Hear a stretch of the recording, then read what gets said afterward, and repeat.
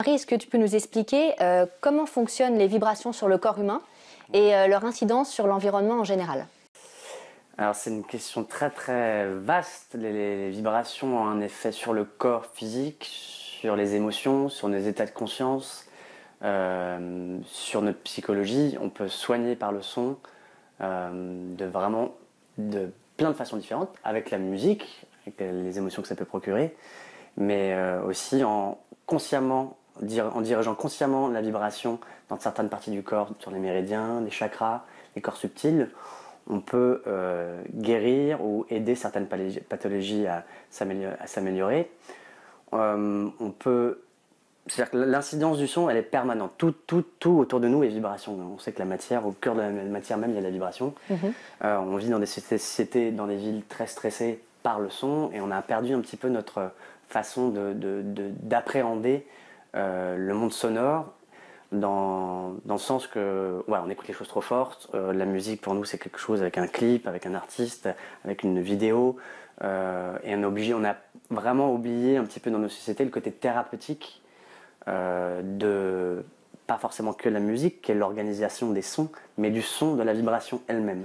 Donc quand on chante, on a l'instrument thérapeutique le plus fort sur nous qui est la voix. Quand on chante, qu'on fait une méditation sonore, quand on écoute une musique qui nous touche particulièrement, qui nous rappelle un souvenir. Il y a plein de façons de se guérir. Alors, on peut écouter aussi avec les casques, il faut faire attention au volume.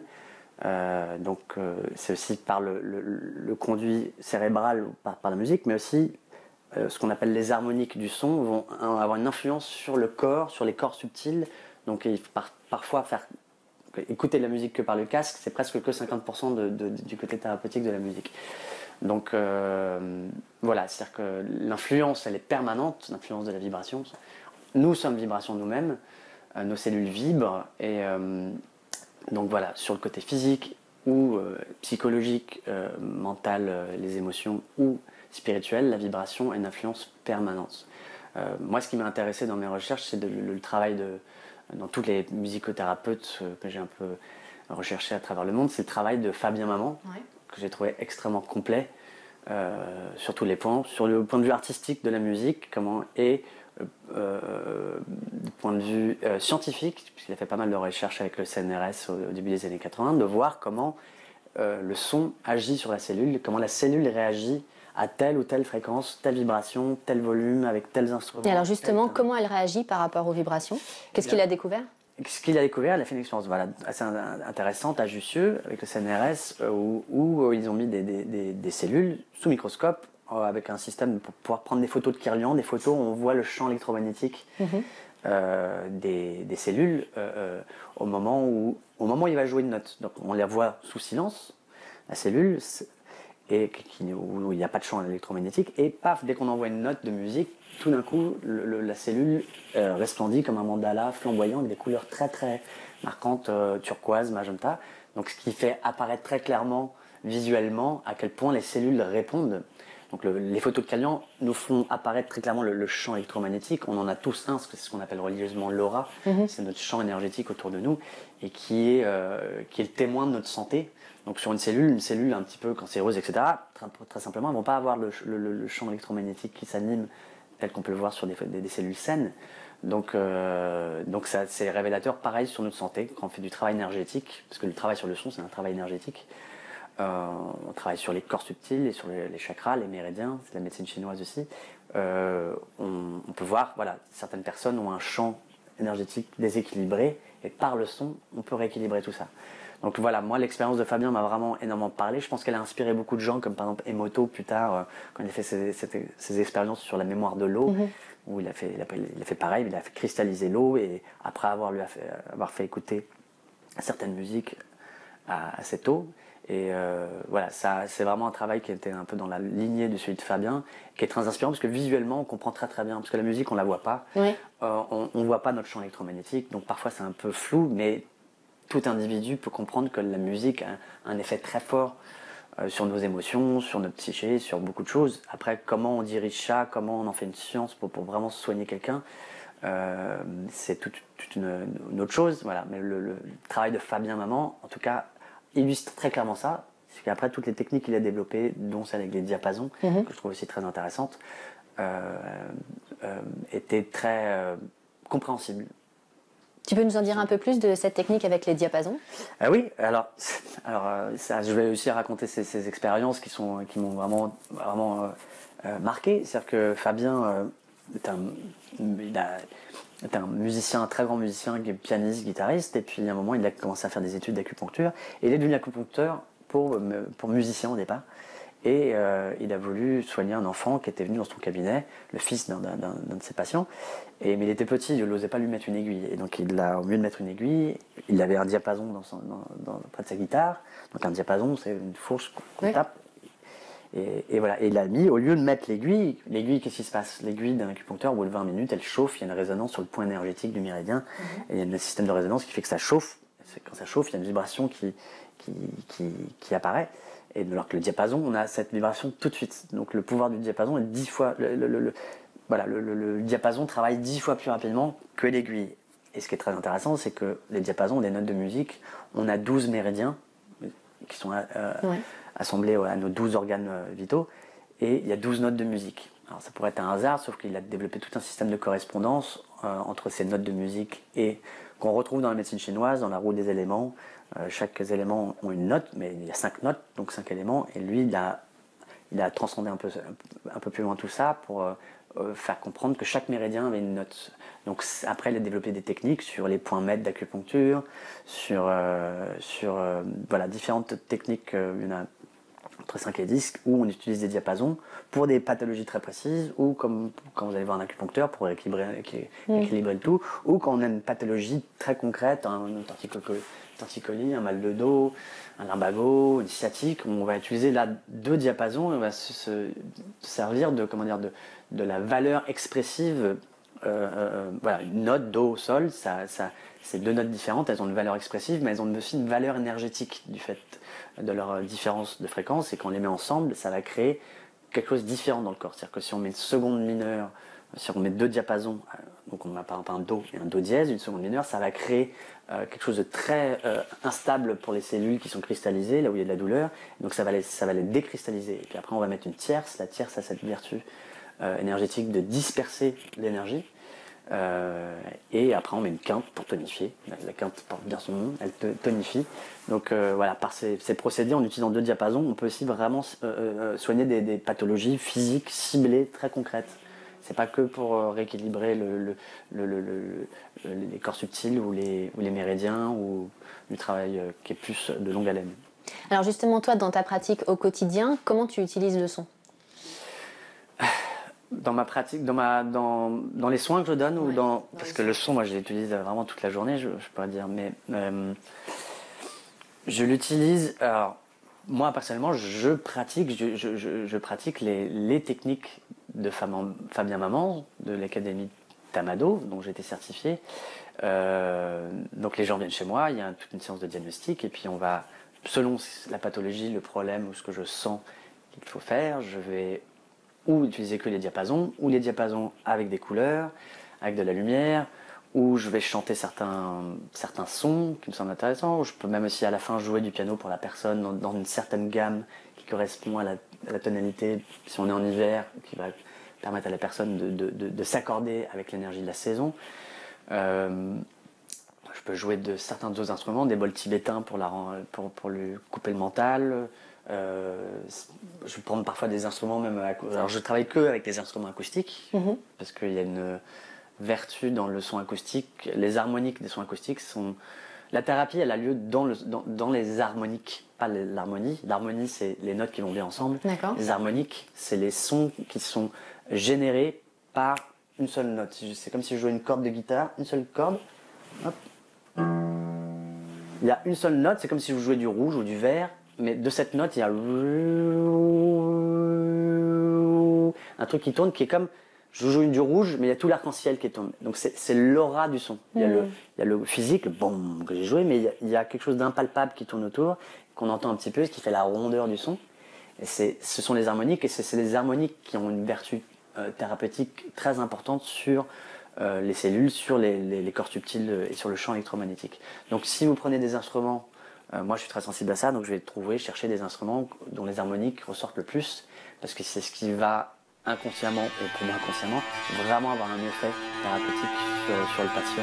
Ça va être quel type d'instrument justement qui ont des harmoniques intéressantes? Alors, les instruments, voilà, vous pouvez prendre une guitare où il y a des très belles harmoniques. Il y a des guitares qui en ont zéro parce qu'elles sont construites à l'usine ou pas avec des matériaux, c'est pas pensé.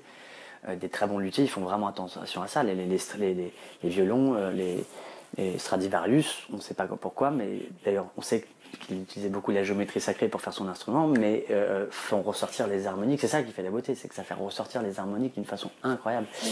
Donc c'est souvent des luthiers qui ont conscience de la géométrie sacrée et comment ils conçoivent leurs instruments selon cette géométrie. Mais après, ça peut être des gens, moi j'ai des percussions qui viennent du Maroc, elles vont faire... c'est presque parfois des hasards, elles vont faire vraiment ressortir beaucoup d'harmoniques. La musique électronique n'en fait pas ressortir. Il y a un son, vous allez avoir un rythme qui va vous mettre dans une transe. Ça peut être thérapeutique comme la musique électronique, mais il n'y a pas les harmoniques qui vont agir sur le corps subtil. Donc cette musique acoustique, on doit l'écouter sans un casque, c'est vraiment la musique autour. Quand on écoute par une chaîne, c'est déjà l'effet est vraiment réduit. Donc si vous écoutez un quatuor d'instruments acoustiques dans une pièce, c'est là où ça va le faire le plus d'effet sur vos corps subtils. Donc on entendra plus les harmoniques. Par exemple, là j'ai un instrument qui s'appelle le monocorde, qui fait vraiment ressortir. Si on le joue pendant 1 minute ou 2, on sent vraiment ce truc qui tourne, ce son qui tourne comme dans le chant diphonique.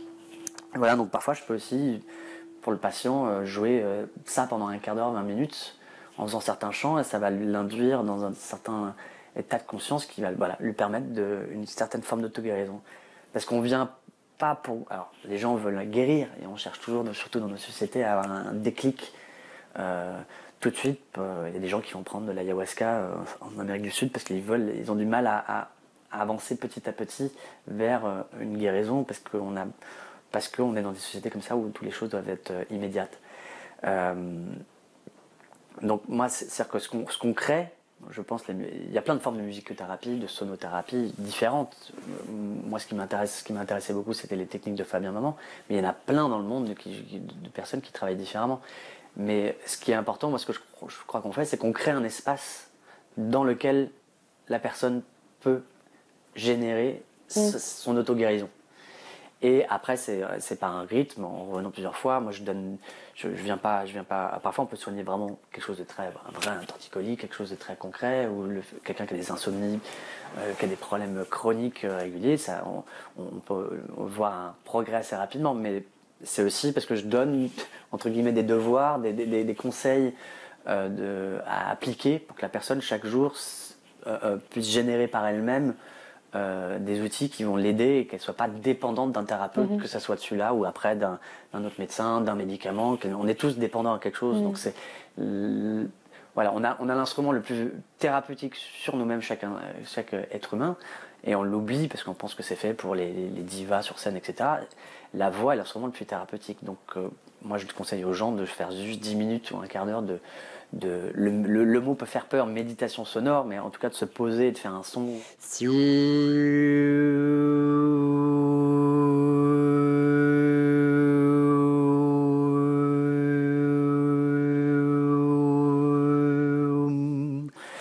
Après, on peut l'étudier un petit peu d'une certaine manière, mais voilà, c'est ce qu'il y a de plus c'est de mon expérience ce qu'il y a de plus thérapeutique. Donc voilà, c'est aussi aider le patient à se guérir lui-même et à trouver un équilibre qui n'ait pas besoin, enfin s'il veut chercher plein de thérapies, ça peut être un chemin de vie aussi, mais c'est qu'il ne soit dépendant que de lui-même. Est-ce que tu peux nous expliquer comment se passe une séance quand on vient te voir? Oui, alors déjà on m'appelle, on prend rendez-vous. Il y a toujours la première fois quand c'est quelqu'un que je ne connais pas du tout, comme une période de diagnostic, voilà, c'est comme avec Fabien Maman, on étudie beaucoup la médecine chinoise, donc il y a comme quand vous allez voir un acupuncteur, il y a un diagnostic énergétique pris par la prise des pouls. On va vraiment mesurer le pouls de chacun des organes et voir les équilibres et le déséquilibre selon la médecine chinoise, qu'il faut les rééquilibrer. Et puis il y a beaucoup de choses qui vont me dire, le regard de la personne, la peau, la stature, l'agitation, qui vont me dire des choses sur son état physique en ce moment, mais aussi sur son tempérament. On a tous des tempéraments différents, donc il y a des soins qui sont plus ou moins bien faits pour certains types de tempéraments, plutôt agités, très actifs, réactifs, émotionnels. Donc il y a des techniques qui sont faites selon les tempéraments, et puis après il y a les choses que vont me dire la personne. Voilà, j'ai tel problème, donc on va cibler. Et puis les choses qu'elle va pas me dire non plus, que consciemment ou inconsciemment je peux ressentir, et qui vont guider aussi le travail énergétique. Donc voilà, après il y a des techniques avec les diapasons et des techniques avec du toucher thérapeutique, selon ce que je ressens. Donc les gens qui ont plus un bouleversement émotionnel ou qui ont des sensibilités très émotives, etc., par exemple, pour une première séance, c'est quelque chose, alors qu'ils pensent venir ici pour du son, je vais travailler beaucoup avec le toucher thérapeutique sur les points maîtres d'acupuncture. Qu'est-ce que c'est exactement le toucher thérapeutique? Il y en a plusieurs formes, le shiatsu en a une, etc. C'est par la position des mains, tout simplement, mais je vais faire tout un scan, c'est-à-dire que je vais partir des pieds jusqu'à la tête et après de la tête jusqu'aux pieds. Ça prend une demi-heure, trois quarts d'heure, où je vais appuyer sur des points maîtres d'acupuncture des méridiens, donc les pieds, les genoux, etc. On monte et on fait monter toute l'énergie comme ça, puis on la fait tout redescendre. Ce qui fait que ça fait comme un scan énergétique de la personne, ça la rebalance. Parce qu'au départ, j'ai oublié d'en parler, mais je scanne par l'époux et je scanne aussi l'aura de la personne sur ses différents corps subtils au-dessus des chakras. Donc il y a le corps éthérique, le corps astral, les émotions et le corps mental. Après, il y a comment ça fonctionne? Comment toi tu ressens les choses en passant la main? On ressent des différences de chaleur, de différences de magnétisme. C'est comme si c'était un peu électrique. C'est différent. C'est comme si vous étiez une bougie là et que vous êtes un petit peu à 1 mètre au-dessus. Vous sentez une petite différence de chaleur. Et puis parfois, comme un petit vent frais. Donc là, c'est un vide d'énergie. Donc on va ressentir qu'il y a un trop-plein d'énergie ou un vide d'énergie. Et donc là, on va travailler aussi sur les corps subtils avec la lumière, avec les essences, des huiles essentielles, des essences qui peuvent vraiment clarifier le champ, avec des soies de couleurs et avec la lumière. Et la lumière, moi au départ, dans ce travail, j'étais plutôt intéressé par les diapasons, par le son, parce que je connaissais le pouvoir du son sur la conscience et sur le corps physique. Et j'étais extrêmement frappé par le pouvoir de la lumière et de la chromothérapie, de la luminothérapie. Et il faut savoir qu'elle se marie très très bien. C'est-à-dire que le son avec la lumière, c'est un peu comme le mélange magnésium-calcium. L'un aide à fixer l'autre. Donc souvent, moi je travaille avec un diapason et puis une lampe de lumière pour fixer la vibration dans les méridiens pour que le chi circule beaucoup mieux. Et c'est au départ, j'étais un peu sceptique et j'ai vu des résultats très très très performants avec la lumière. Donc le couple vibration-lumière est très très très intéressant. Donc voilà, il y a le travail évidemment, donc toucher thérapeutique avec les diapasons, avec la lumière, et puis avec tous ces instruments, et puis beaucoup avec le chant. Puis ça va, puis je chante moi. C'est pas des mots, hein, c'est vraiment des chants qui, avec beaucoup d'harmonique pour certains endroits du corps, ou quand la personne on a fini le soin pour induire un certain état émotionnel ou de conscience altéré. Voilà, donc c'est aussi beaucoup par la voix. Et puis aussi dernièrement, j'utilise une des dernières techniques de Fabien Maman qui est vraiment merveilleuse, qui s'appelle la musique du ciel. C'est de l'astrologie musicale. Donc c'est mettre un thème astral en musique. Voilà, on aura peut-être la possibilité d'en parler après, mais c'est une des techniques que j'utilise pour soigner. Voilà. D'accord. Est-ce qu'il y a des pathologies physiques ou psychiques qui répondent mieux à ta thérapie, entre guillemets? Non, je dirais plutôt que c'est plutôt il y a des individus qui y répondent mieux ou pas. C'est-à-dire que tout dépend vraiment de leur écoute, l'écoute de leurs sensations, de l'écoute du soin même, de ce qui se passe. S'ils sont vraiment présents, ils ouvrent une porte pour que la vibration va faire son travail de toute façon. Donc il va se passer quelque chose, les gens qui soient ouverts ou pas à ce genre de thérapie, ça fait quelque chose, même pour les plus sceptiques. J'ai vu des gens même pleurer à bout de 30 secondes de diapason alors qu'ils y croyaient pas, donc il se passait des choses vraiment impressionnantes. Mais il y a des gens qui sont, selon leur pathologie, leurs problèmes dans la vie, plus ou moins enclins à vraiment s'investir dans leur transformation. Donc dans ce cas-là, ils sont un peu à l'écoute. Le lendemain, ils vont écouter, ah, je me sens quand même vraiment différemment aujourd'hui. J'ai beaucoup mieux dormi depuis une semaine. Alors souvent quand on va bien, on s'en aperçoit pas qu'on va bien. Souvent quand on a mal le crâne pas possible, qu'on se dit qu'est-ce que je vais bien quand je suis normal en fait. Donc l'homéostasie est vraiment importante à mesurer, c'est-à-dire notre rapport, notre équilibre quotidien. Donc dès qu'on est un peu déséquilibré, c'est important d'être à l'écoute des sensations de notre corps, comment se passe, pour voir comment certaines choses ont évolué. On pourra dire c'est tel médecin grâce à lui, ou c'est parce que j'ai rencontré l'homme de ma vie, ou c'est parce que je suis parti en voyage d'une semaine, ou parce que j'ai commencé à changer mon alimentation. Il y a plein de facteurs. Le facteur le plus important, c'est l'engagement de la personne dans le fait qu'elle veut aller mieux. Ou sinon elle ne veut pas aller mieux et elle va chercher des milliards d'autres solutions en pensant que ça va toujours faire un déclic, et comme elle ne voit pas le déclic tout de suite, ça ne marche pas. Donc il y a des gens qui sont plus ou moins réceptifs. Alors après, quand c'est des pathologies physiques, ou c'est un vrai problème physique et qu'il y a une solution immédiate, ce qui arrive, parfois avec la lumière, quelqu'un qui est venu avec des béquilles chez moi parce que c'était tordu la cheville, c'était fait une entorse très violente sur la cheville, et moi j'étais venu pour autre chose au départ, mais c'était ça la veille, avec des béquilles, et puis pendant le soin, je lui ai juste apposé une lumière orange sur la cheville, et puis on ressort à la fin du soin, elle s'est levée pour aller se laver les mains, et de la table à la salle de bain, elle est partie en marchant, elle s'en est même pas aperçue. Donc voilà, il y a des trucs qui... Bon, elle est repartie comme avec les béquilles, et il fallait travailler un petit peu de ça, mais il y a parfois des choses qui sont immédiates. Des problèmes de peau, de gens qui ont des problèmes de peau, les dermatos souvent ne savent pas trop ce que c'est, parce que ça mute toujours, mais voilà, quand on fait circuler le feu, selon la médecine chinoise, avec les diapasons, le feu qui n'arrive pas à sortir du corps, par ou la joie ou la colère, quand il reste à l'intérieur, on peut le faire circuler d'une certaine façon, qui fait que les maladies de peau disparaissent, ou en tout cas s'amoindrissent. Donc ça veut dire qu'il y a pour certaines personnes ou certaines pathologies, ça va être des thérapies brèves, entre guillemets, qui vont durer une séance, et d'autres qui peuvent durer longtemps. Comment est-ce que ça se... Oui. Enfin, parfois c'est des gens qui me conseillent, qui ont beaucoup aimé et qui conseillent, qui veulent que leur mari ou que leur ami ou que leur cousin qui va pas très bien viennent. Donc il y a des personnes qui viennent à moi alors que c'est peut-être pas leur intention, et bon, ils sont curieux, mais bon, il y en a qui reviennent parmi ceux-là, mais pas tous. Le fait de venir, je pense que les gens viennent ici, la pathologie est parfois secondaire. C'est-à-dire qu'ils viennent, la notion du son, quand on a ressenti que la vibration avait une résonance avec notre âme, par un concert dans une église, par un concert n'importe où, parce que quand on danse, on est bien, etc. Quand on comprend à quel point la musique peut nous faire vibrer et on est en résonance, il y a, au-delà de la pathologie du problème physique qu'on a, les gens qui sont intéressés par la thérapie par le son, c'est qu'ils veulent aussi élever leur vibration, la vibration de leur âme, ils veulent améliorer, ils veulent être plus harmonieux dans la vie. Voilà, l'harmonie s'entend tellement dans la musique qu'ils comprennent qu'il y a peut-être quelque chose à explorer là-dedans. Donc souvent, parfois c'est la pathologie, c'est comme le petit chien qui va amener le maître voir le thérapeute, mais toujours derrière ça, il y a toujours quelque chose d'autre.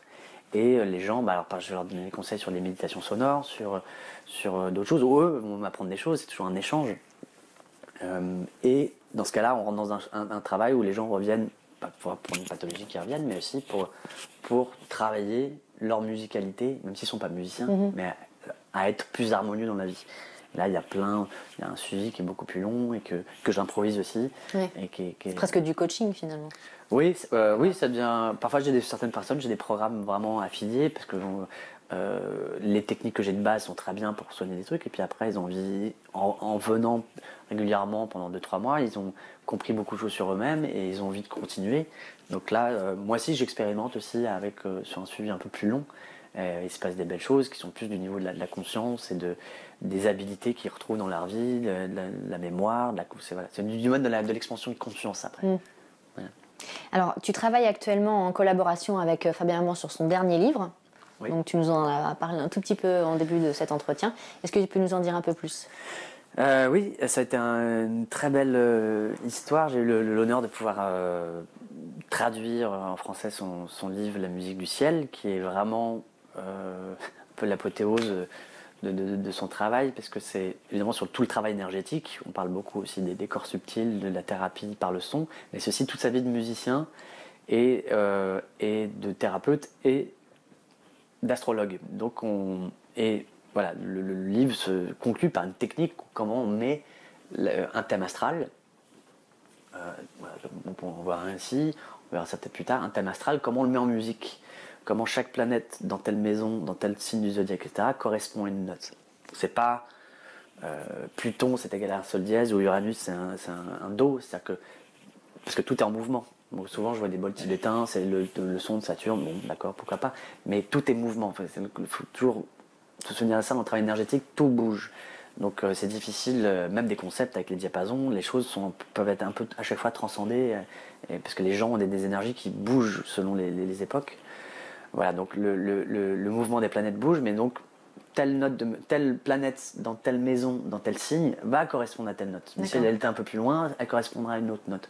Donc ce qu'il a fait, c'est qu'il a superposé le zodiaque, donc les constellations qui sont autour de nous à 360 degrés, le cycle des quintes de la musique, c'est la façon dont les notes se génèrent les unes aux autres, et la loi des éléments chinois. Donc en superposant ces trois cercles, il a créé toute une technique où on peut très clairement mettre des notes sur un thème astral. Donc après, je joue pour la personne son thème astral. Donc c'est pas une clé, au départ ça sonne vraiment un peu dissonant, et comme un astrologue peut voir les oppositions entre les planètes, qui vont créer un peu de friction, un challenge dans la vie de la personne qui devra plus ou moins karmiquement résoudre, là on va l'entendre. C'est une vraie correspondance après quand on joue les notes.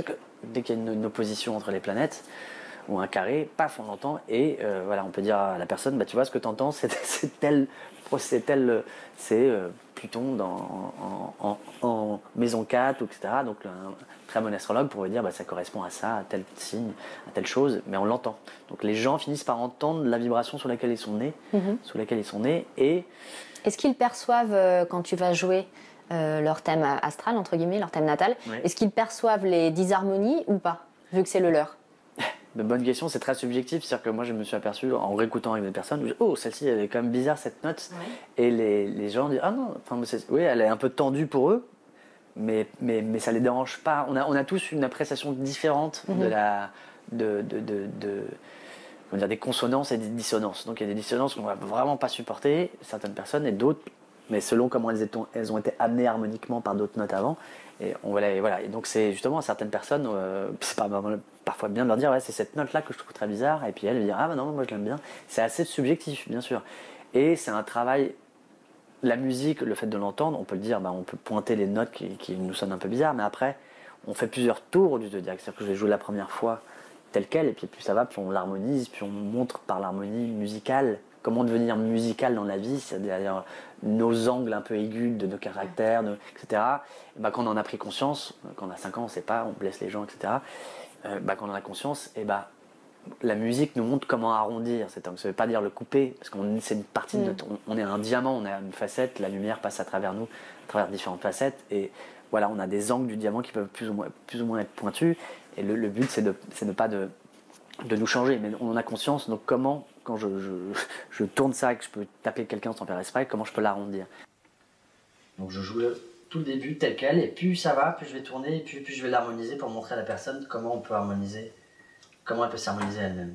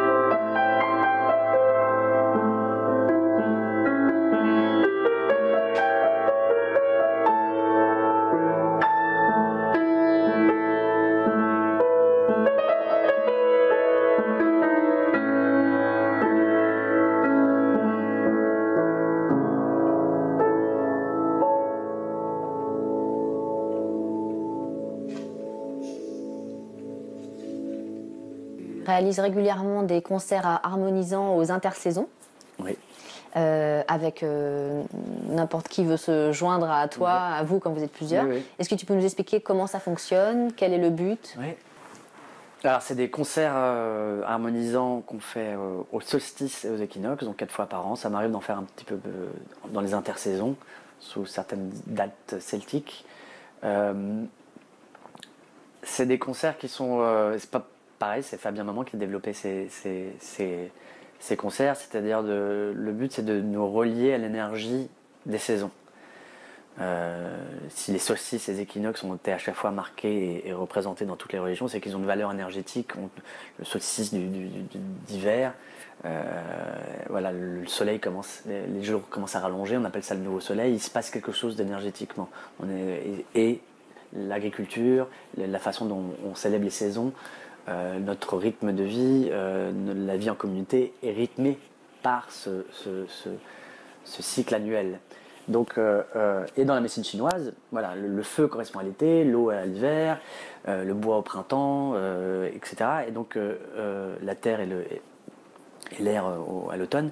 Donc ils ont des notes de musique, ils ont des notes de musique, ces éléments. Donc on va utiliser, pour l'été par exemple, on va jouer en do, des gammes en do, avec des gammes plutôt joyeuses, énergisantes, assez yang dans l'esprit, c'est-à-dire qui vont vers l'extérieur et qui font vivre le feu, et plutôt l'hiver, quand on rentre un peu à l'intérieur, la terre, les bourgeons, les plantes rentrent à l'intérieur parce qu'elles ne veulent pas mourir de froid. Alors la vie, il y a autant de vie l'hiver, mais elle est à l'intérieur, donc c'est beaucoup plus yin. Donc voilà, les acupuncteurs vont accompagner cette énergie. Que vous ayez une pathologie ou pas, il va travailler sur le fait que de toute façon vous êtes un être humain et c'est l'automne, donc je vais contribuer à rentrer l'énergie à l'intérieur, accompagner. Donc voilà, donc c'est par une aiguille, mais on le fait par la musique aussi, par une certaine gamme et certains modes et certains instruments joués, on va aider à l'énergie du corps à s'harmoniser, à accompagner l'énergie de la saison. Donc il y a une vraie correspondance, Fabien aussi l'a très bien montré, entre l'ADN, les cellules, les méridiens, les chakras, les éléments à l'extérieur. Et les éléments, prennent vie par l'énergie qui vient du cosmos. Donc, et tout ça sur un cycle annuel. Donc quand on écoute une certaine forme de musique qui est en relation avec un cycle annuel. Et ça permet de nous harmoniser. Ces concerts, il y a toute une petite approche harmonique.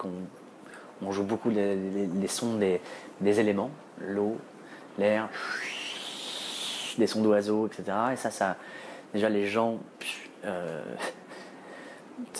coupent le mental direct dès qu'ils entendent les sons de la nature. Et puis on va rentrer dans tout un truc, on va chanter des mantras, on va jouer certains rythmes particuliers pour voilà. Et puis il y en a pour l'été, le printemps, l'hiver et l'automne.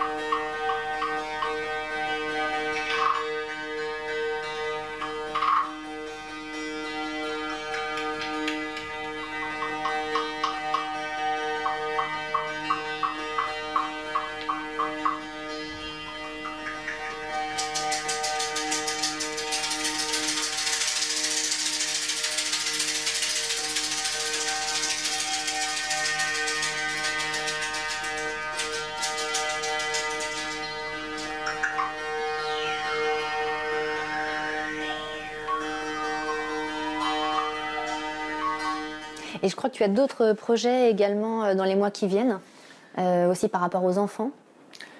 Oui, tout ça m'a amené, le monde de la vibration, c'est le monde de la conscience, c'est quelque chose qui s'expande, c'est que quand on commence à donner des soins, c'est quelque chose que j'adore, mais ça m'ouvre aussi à beaucoup d'autres choses, que ce soit dans le domaine vraiment que de la musique, mais aussi je travaille aussi avec des enfants, avec les animaux, avec les éléments de la nature, on peut avec l'astrologie, donc avec certaines dimensions célestes et des dimensions de conscience différentes avec les méditations sonores. Mais voilà, moi ce que j'aime beaucoup, voir l'effet que peut faire la musique chez les enfants. Et on sait, il y a beaucoup de programmes, par exemple Montessori travaille sur un musique qui s'appelle, un programme américain qui s'appelle Music and the Brain, et ça a été des études très concrètes sur un groupe d'enfants à qui il y a une petite éducation musicale faite à l'école, en plus de l'enseignement en général, et un groupe où il n'y a pas cet enseignement musical, et on voit que les enfants qui apprennent la musique sont 3 fois plus, se développent beaucoup plus facilement dans toutes les autres matières. Donc il se passe quelque chose au niveau cognitif par l'apprentissage de la musique qui est très important. Donc c'est presque vital. On fait de la musique à l'école, mais on fait 3 trucs de flûte à 30. Voilà, il y a plein d'autres. Je pense que l'éducation nationale devrait s'inspirer de beaucoup de programmes qui existent à travers le monde sur comment on peut aider les enfants à travers la musique. Ils prennent plaisir à apprendre la musique, mais ça les aide énormément après dans la vie. Donc c'est quelque chose auquel je suis très sensible et que j'essaie de développer. Et puis on travaille aussi avec les animaux. J'ai une amie qui s'appelle Lisa Leicht qui travaille beaucoup avec les animaux. Je crois que tu la connais. Et on crée un festival qui aura lieu le 11 et 12 juin 2016 au refuge du Tierney. C'est-à-dire qu'on va souvent dans les refuges d'animaux pour des animaux qui sont abandonnés, souvent des chiens, des chats, mais il y a d'autres animaux aussi. Et on travaille ensemble, c'est-à-dire qu'elle a tout elle sait comment soigner les animaux par le toucher thérapeutique, par une certaine approche, un peu comme une magnétiseuse. Et on contribue ensemble, c'est-à-dire que je vais jouer certaines formes de musique qui va mettre l'animal en confiance et qui fait qu'on peut l'ausculter et essayer de le soigner de façon beaucoup plus facile que si c'était dans le silence total. Donc on essaie de créer un festival pour sensibiliser les gens au travail dans les refuges. Et en même temps, c'est un festival. Ouvert à tous. C'est ouvert à tous. C'est un festival de musique pour les animaux, les enfants et les grands enfants. Donc les parents peuvent venir avec leurs enfants, comme ça, ils vont faire de la musique, ils vont apprendre des choses sur les animaux, sur comment, quand on a un animal à la maison, comment on peut l'approcher, le soigner nous-mêmes. Quel est le rapport entre l'homme et son animal, et quelle est la résonance musicale et comment on peut résoudre beaucoup de problèmes quand on en a conscience mais je parle au niveau de l'individu, mais à travers l'animal, et l'inverse. Voilà, donc c'est un festival qu'on est en train de créer. Ça s'appelle le Festival Enchanté. Ça s'appelle le Festival Enchanté, parce que quand on enchante, c'est par la vibration. Donc tout ça, c'est autour de la vibration, pour les enfants, les grands-enfants, les animaux et la nature. Voilà, c'est un projet pour l'instant, donc le premier a lieu au mois de juin. Le Festival Enchanté, il y a un site internet, ça sera www.lefestivalenchancté.com. Et voilà, mais pour l'instant, c'est juste un projet. Et il y a un stage, je crois, aussi avec Fabien Maman au mois de mars. Oui, alors ça, personnellement, je m'occupe des venues de Fabien Maman quand il est en France. Parce qu'il habite aux États-Unis. Il habite aux États-Unis et il fait un peu le tour de l'Europe ou des États-Unis ou de l'Amérique du Sud pour plein d'ateliers qu'il anime sur 2-3 jours où il enseigne ses techniques. Et donc, quand il est en France, je m'occupe de sa venue. Donc, le prochain a lieu le 15-16-17 mars. Merci, 15-16-17 mars à Paris. Et il y en a un autre le 19 et 20 mars. L'un, c'est les Ekimos, c'est les 8 méridiens merveilleux. Donc, c'est les techniques de diapason sur les méridiens. Et l'autre, c'est plus avec des petits diapasons sur les points réflexes du visage, de l'oreille et des pieds. Et voilà, et toutes les informations pour ces 2 stages, on peut les obtenir en écrivant à sonicmedicine@gmail.com. D'accord.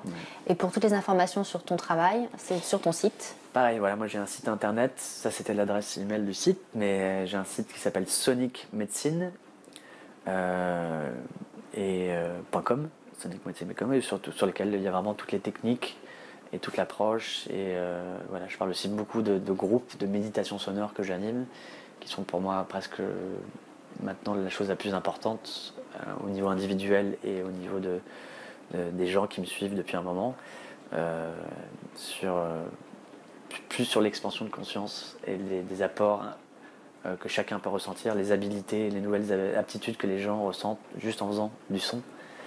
Déjà, ils se guérissent par la vibration, mais après, ils arrivent à développer leur personnalité et leur chemin de vie grâce aux méditations sonores. Donc ça, il y a beaucoup d'informations aussi sur le site. C'est quelque chose que je développe de plus en plus. Ouais. D'accord. Merci beaucoup, François-Marie. Merci à toi.